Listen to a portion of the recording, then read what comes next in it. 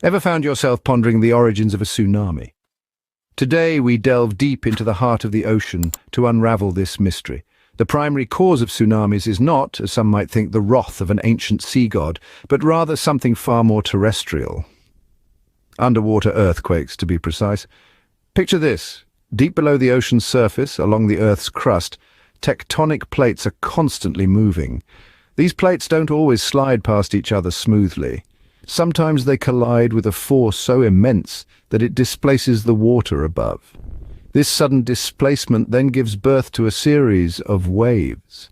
These aren't your average surf-friendly waves. These are the kind of waves that grow into the towering walls of water we know as tsunamis.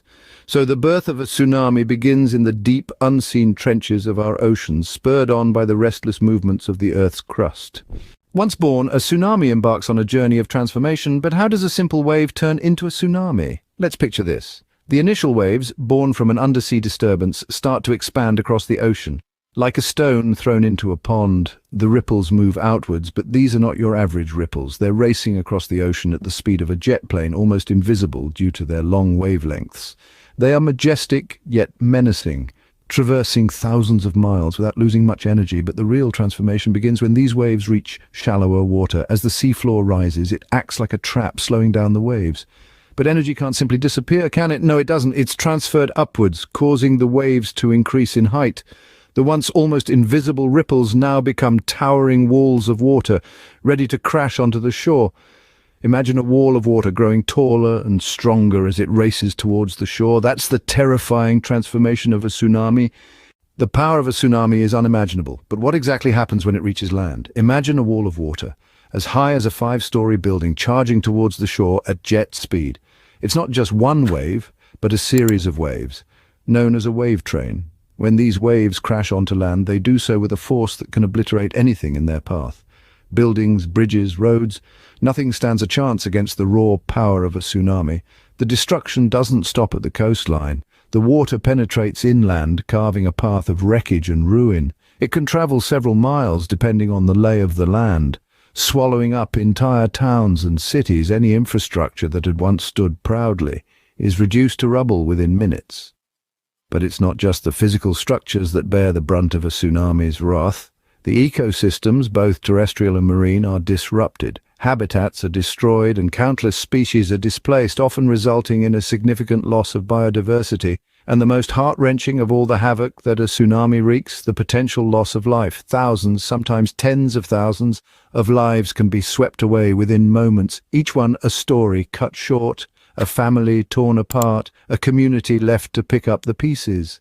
The tsunami, once a ripple in the ocean, now becomes a force of destruction, leaving a trail of devastation in its wake. In the aftermath of a tsunami, the recovery process can be long and arduous. But can we prevent or minimize the impact?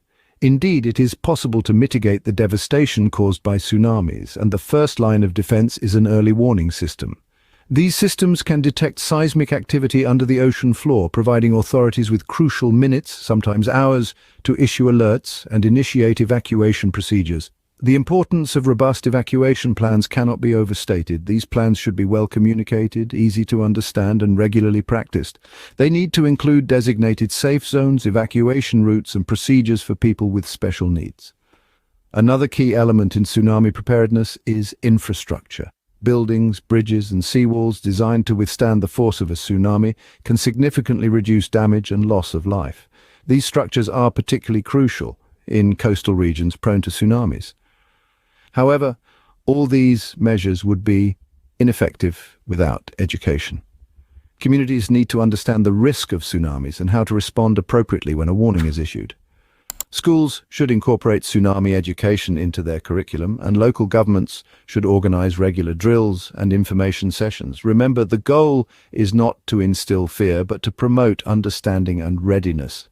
It's about empowering individuals and communities to respond effectively during a tsunami, potentially saving countless lives. While we cannot stop a tsunami, we can arm ourselves with knowledge and preparation. After all, in the face of nature's fury, our greatest weapon is our ability to adapt.